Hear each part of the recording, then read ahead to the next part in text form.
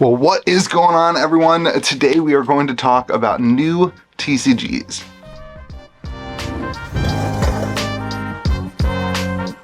What is going on, everyone? Welcome back to Kitchen Table TCG. My name is Louie, and I hope you're having yourself a fantastic day. Today we're going to talk about a couple new TCG stuff. I've been wanting to do a video like this for a very long time, and the cookies have never crumbled in the right way. We've never lined up what I wanted to talk about with other things. So previously on this channel, we talked a lot about new Kickstarter TCGs and up-and-coming card games. That was a big part of my channel in 2020 and in the pandemic and that kind of thing. And it was a lot of fun. It got a little exhausting with the amount of new games coming out and that kind of thing. And I kind of, with Sorcery, kind of made this idea that, like, this is my last one. This is the game that I love, that I will talk about on the channel. And so I've been saying no to every other card game kind of ever since, and continuing to say no, and that's not changing. There's no change in that. Sorcery is still, for me, it's Magic, Pokemon, and Sorcery. That is my world. That is what I enjoy. And there's frankly no time on the channel. There's no time for myself to be fully, committed and discuss other card games. There's just not that ability. Occasionally we'll talk about like a popular one, Lorcana, Star Wars, some of the big ones. We'll talk eventually about what's the League of Legends card game that's coming out in a little bit. We'll talk about that stuff on the podcast. But from a channel video perspective, I just haven't really done that. But I've been wanting to do a video talking about the card game industry as a whole and how tough it is for these games to make it. And I love the idea that people put their time and effort into creating something that they love and they want to provide to the world in these card games. But I want to talk about how difficult that can be. And I think this is actually a really good opportunity to do that. And every day, every week probably, I get an email from a card game that's like, hey, will you show this off on your channel? And my response is always, you can send me something, I will look at it. I make no promises to ever show it on the channel. And usually they either send me something, and I look at it, I play a couple games, have some fun with it, or they don't send it to me because they want me to guarantee them a video.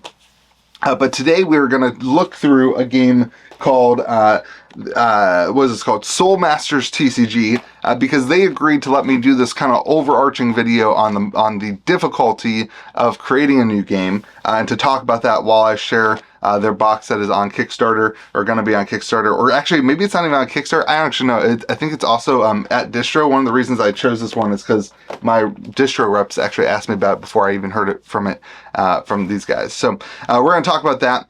But I want to first start with this. These games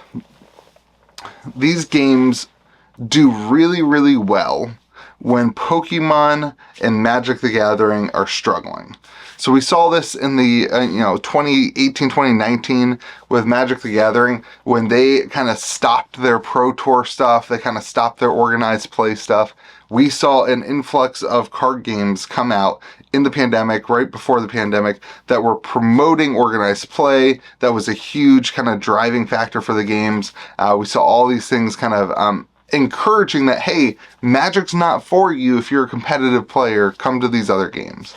We also saw in that kind of world the boom of the Pokemon market put a lot of people into card games like MetaZoo, where it was a collecting environment and you could get a lot of packs to rip. And because Pokemon was having such a hard time kind of in that kind of ecosystem of getting cards to people, some other games were able to pop up as a result of people just being frustrated with either Pokemon or Magic the Gathering. And so when those two big titans, when they struggle, it leaves some doors to be opened for some of these other games to come in and invade some of the space. I think that's really great.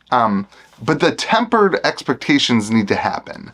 What usually happens when Magic starts struggling is everybody says, hey, this new game is going to come in and kill Magic the Gathering. And it's Magic the Gathering has this huge flaw, the land-based system. This game fixes it with this. It's going to overtake Magic the Gathering. Or with Pokemon, again, Pokemon prints way too many products.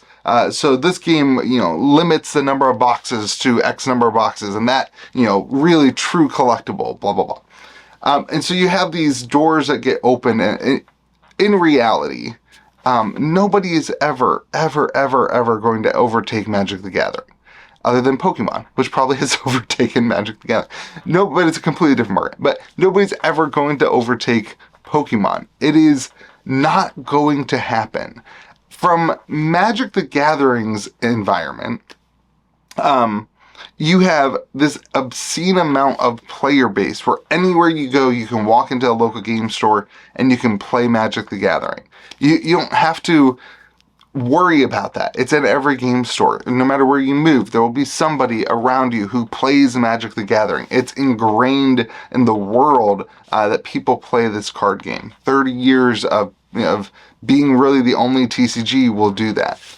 For Pokemon, you've got, again, 25 years of sales data and collectors and people buying cards for their kids and kids trying to get their parents to buy them stuff. And you've got this ingrained culture that has been around for 25 years and was also like the start. It was also the beginning. It was the first one.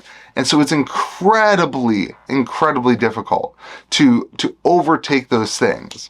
Now, there is a place for card games like this, and we're going to talk about that. But first, we're going to crack open this box of Soul Masters because they are allowing me to have an excuse to make this video to show off some really cool card games, some things that are really awesome. But at the end, my encouragement to you, if you ever choose to engage in one of these games, and frankly, I still feel the same way about Lorcana, about Sorcery, about the Star Wars game, the games that I really love, I still feel the exact same way I'm going to say about these games. I feel very similarly to those games. Those games probably have a little bit of a different pull, but I feel very similar to those games where you have to temper your expectations. So let's take a look at Soul Masters TCG. All right, so let's check out this Soul Masters TCG. They sent me a couple starter decks. They come in these really cool boxes. And so here is the first starter deck. We're only gonna look through one of them because it kind of tells you how to do the game. So you can see the art style of the game is kind of that kind of new anime style that everybody's using. Everybody's liking. Magic cards are selling like crazy in anime.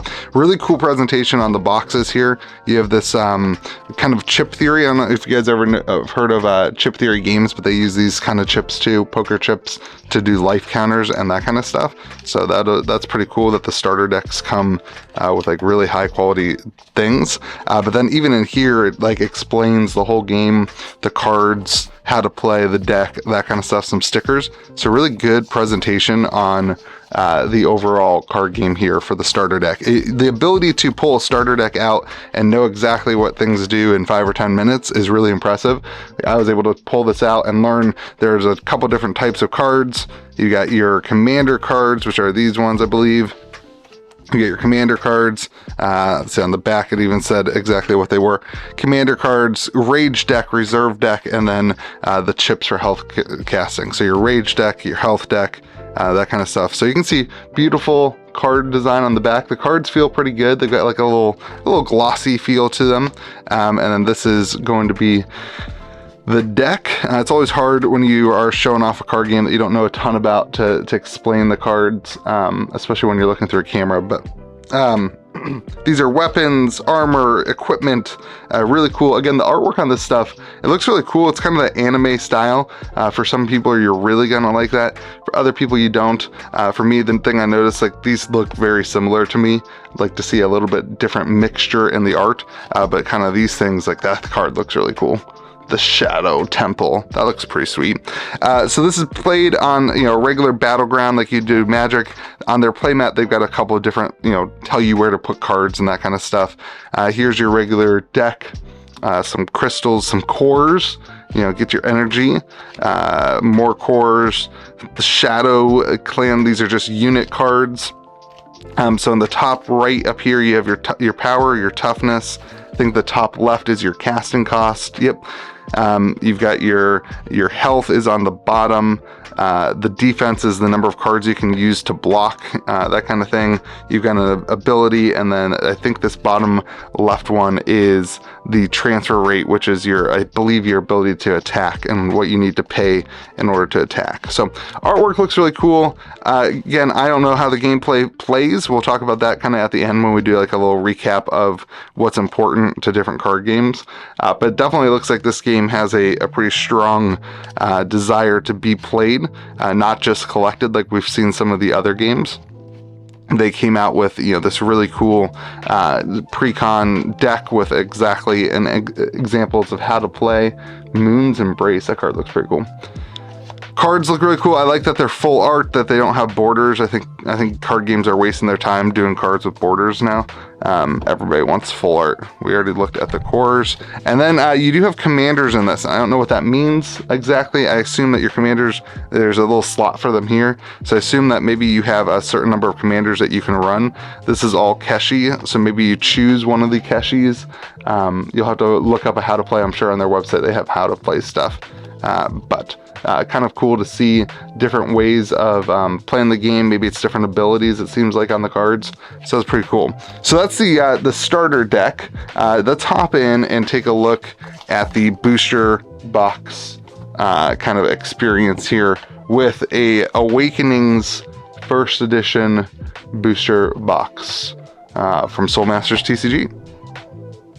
All right, let's crack this thing open. So first and foremost, it looks pretty good. Again, I like that they have kind of a big card on the back explaining the card. They've got all the stuff that you can do to learn about the game. Those are some of the things that are helpful when you are a store and you're deciding, should I carry this game? What are the resources going to be like? What are, not the resources in the game, but the resources to learn the game and to teach the game. Let's see if I can do this without destroying the box. All right, let's crack this open and see what it looks like. Oh, you get a box topper. Volcania, that's that's not the one we just pulled. But Volcania box topper here. Looks like some texture. Let's crack open the box topper. Looks like the card is double-sided, or there's two cards. It's a double-sided card with a lot of texture. Crazy texture on that. I like it. I like cards with good, like that has a ton of like texture. It's pretty cool. Volcania. All right, so in here there is parallel cards, 10 random playing cards, 1 random holo card, may include special treatment, alternate art. That's what we're looking for. I have no clue when we will hit it or if we will hit it, but we're looking for the special treatment, alternate art. The packs feel pretty tight.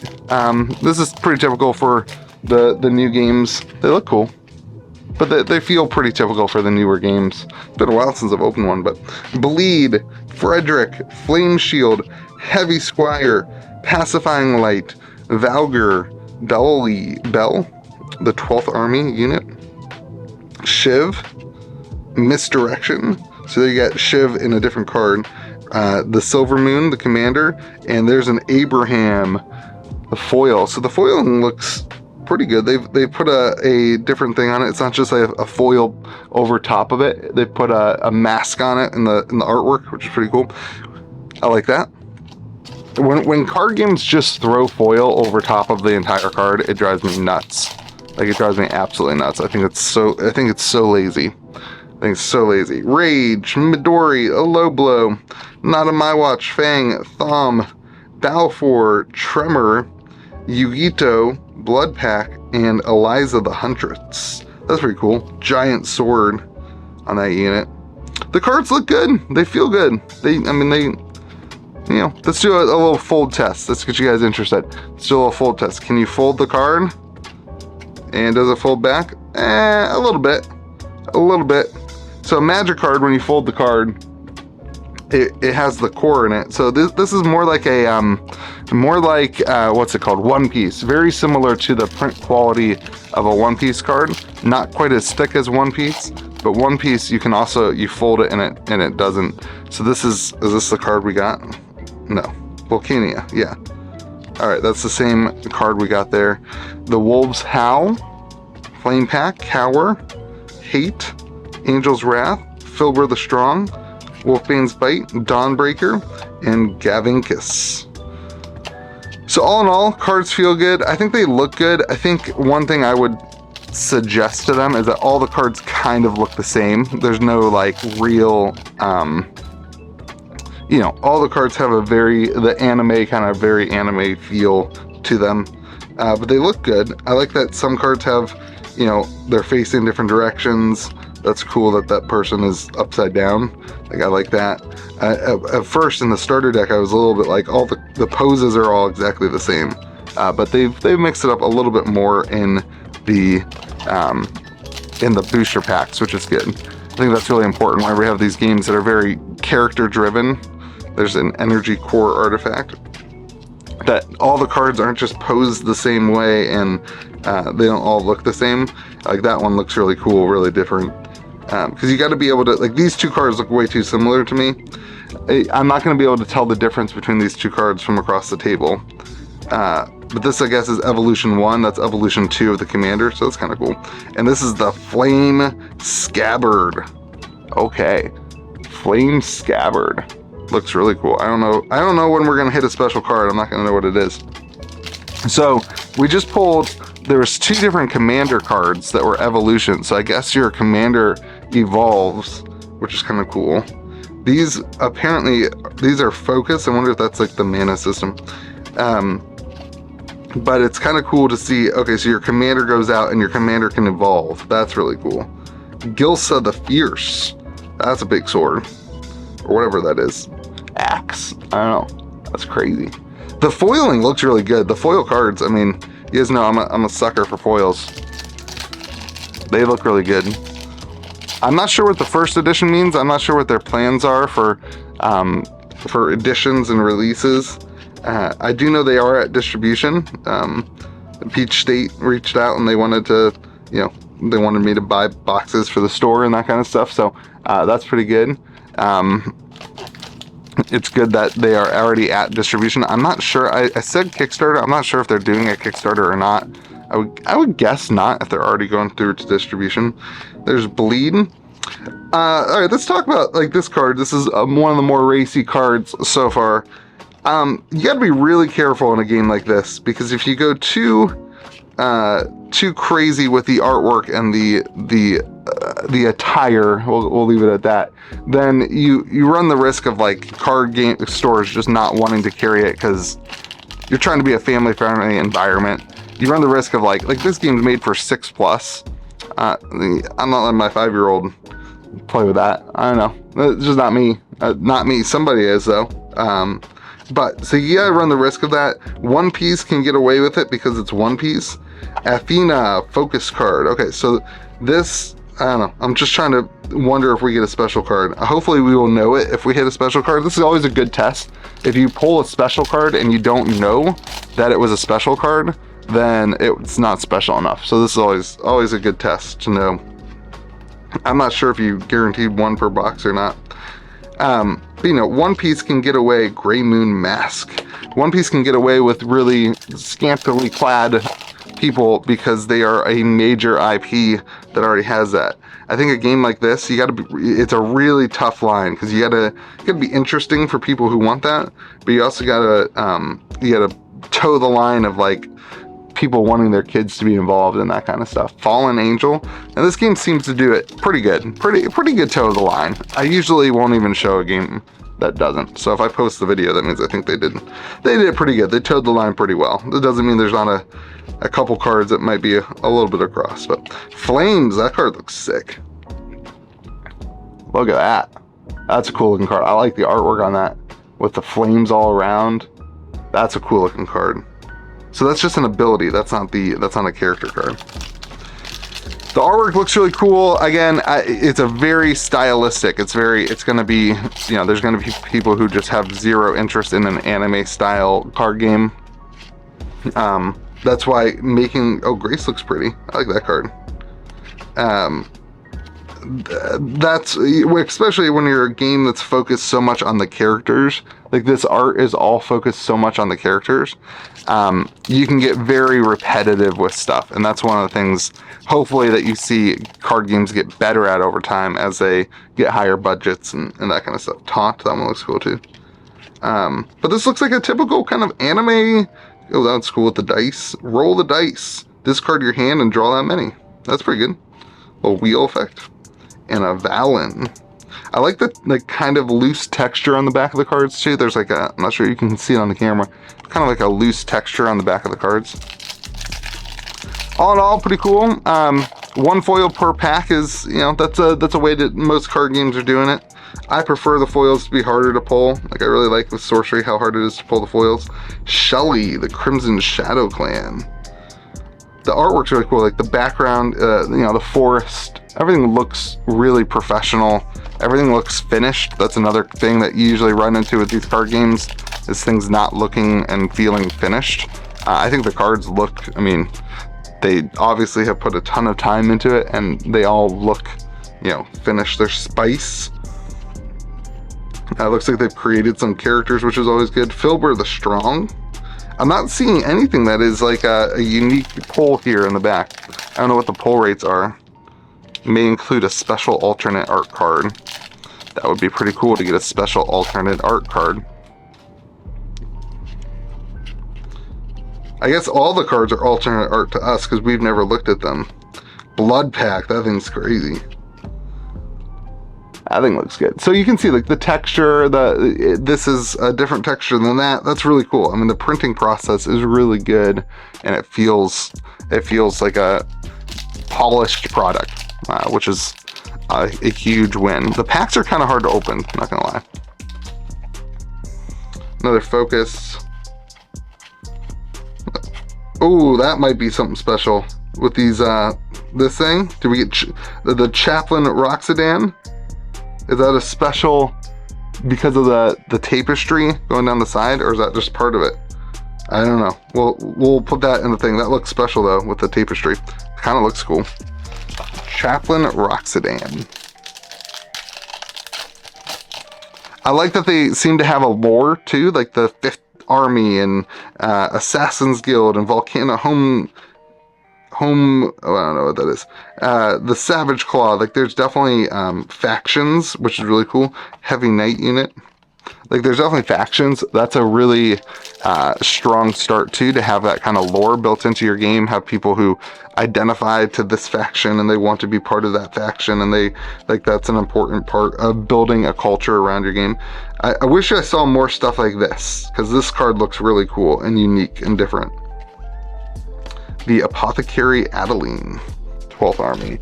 All right, we got like 5 packs left, and then we'll do a little thing here at the end where we'll go through 4 packs left. We'll talk about it again from the other perspective, kind of give you guys a thought on the whole thing. But Snow, little doggo from the Silver Moon Clan. Ooh, the Wolven from, oh, this is the Silver Moon Camp. See, I like these location cards that they just look different. Like there's a big difference to them. I'm guessing this is the special card. It's the only one that has any sort of border or whatever. And it's got this little thing on the bottom. I'm guessing that's a special card.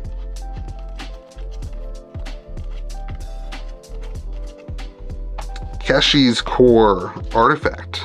Artifacts are usually pretty powerful and strong. Maybe that's pretty good. 2 packs left. All in all, I'm pretty impressed with the overall feel of it and the overall look of it.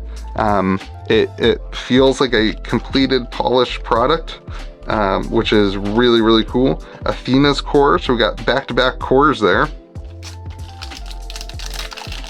And the last pack of the box, what are we gonna get? What's it gonna be? The Sugar, we're going down swinging. All right, so I think this is what I've noticed here. See down here where it's right here where it's got that little around none of the other ones have that. So I think that's the special card. So I think this is our alternate art, which is pretty cool. Chaplain Roxadan from the 5th Army. Very cool looking card. All right, let's go to the other camera. All right, so hopefully you enjoyed a first look at Soul Masters TCG. Really cool. The production quality seems really, really good. which means that the team kind of knows what they're doing and is really driven to make it look good and feel good. The presentation of that starter deck was really cool. You kind of open it up, yeah, that, you know, the insert and the cards and the dice and the way that they track the life is really cool. Not dice, the chips. So all in all, a really awesome presentation, a really cool looking card game that looks and feels polished and completed, which is awesome. I think that the biggest thing for people, in my opinion, is to temper your expectations when you are dealing with new card games that come out. The expectation that this game is going to change the world, it's just not there. There's always going to be Magic the Gathering. There's always going to be Pokemon. The best thing for these card games is if they can create a cool niche community. They are some of the best communities in the card game world. The indie TCG card game communities, when they are going well, are really fun to be a part of. It is really fun to go, you know, from store to store in a regional area and play card games with the same people, and that happens a ton in these card games if they kind of support the organized play and that kind of thing. So it's really cool to be a part of a card game like that. And there's no doubt in my mind that that this one, Soul Masters, is on its way to doing that with the way that they're doing the production quality and that kind of thing. Already in at distribution is a big deal. That's sweet. But the expectation that a card game like this is going to be around in 10 years, this kind of old adage, imagine if this game's still around in 30 years. You know, I can show you right here. Here's a box. Here's a Sailor Moon TCG. There was a Sailor Moon TCG that died. Sailor Moon was a huge IP. This didn't do anything. And there's so many different card games that come and go. The best thing to do is to find a game that you really enjoy and just to be part of it and to hop in and spend some time with it and really enjoy it for what it is and for the timeline that it's there. But don't invest your life savings into it. Don't sell every time a card game like this comes out, somebody sells me all their Magic cards or all their Pokemon cards to go all into these games. And man, don't do that. Like, unless you're just done playing Magic for forever, you're actually done and you're looking for another place. But don't expect these card games to replace what was a 30-year kind of environment. Don't expect these card games to do that. Temper your expectations. Enjoy it. Again, some of the coolest online communities too, the Discord servers. I'm sure that this, you know, Soul Masters has a Discord server that you can hop in and ask all sorts of questions and learn how to play the game and really be involved in that community. I'm sure all that stuff exists and those things are awesome. And that, in my opinion, is the captivating part of a new TCG. That's the thing that I miss. I miss being involved in a lot of that in a deep way back when the channel was smaller, and that's kind of what we did. But that's just not that's not a sustainable world. So shout out to Soul Masters for letting me have these conversations openly. Again, I think it looks really cool. The gameplay looks like it is set up in a way that is fun. I haven't, you know, actually engaged with that, but I'm sure it is. And I think at the end of the day, the question is, what are you looking for in a card game? Does this scratch the itch?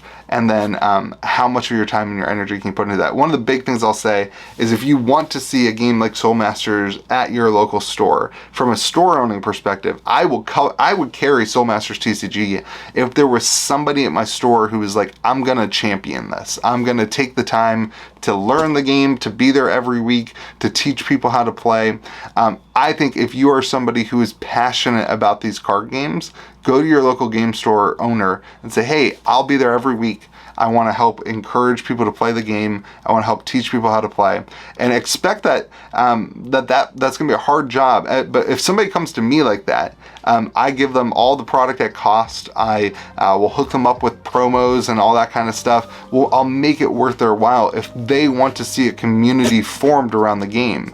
But from a store owning perspective, nobody's going to walk into my store. Maybe one person will walk into my store and say, hey, do you have this new Soul Masters TCG game? And I'll be like, yes or no.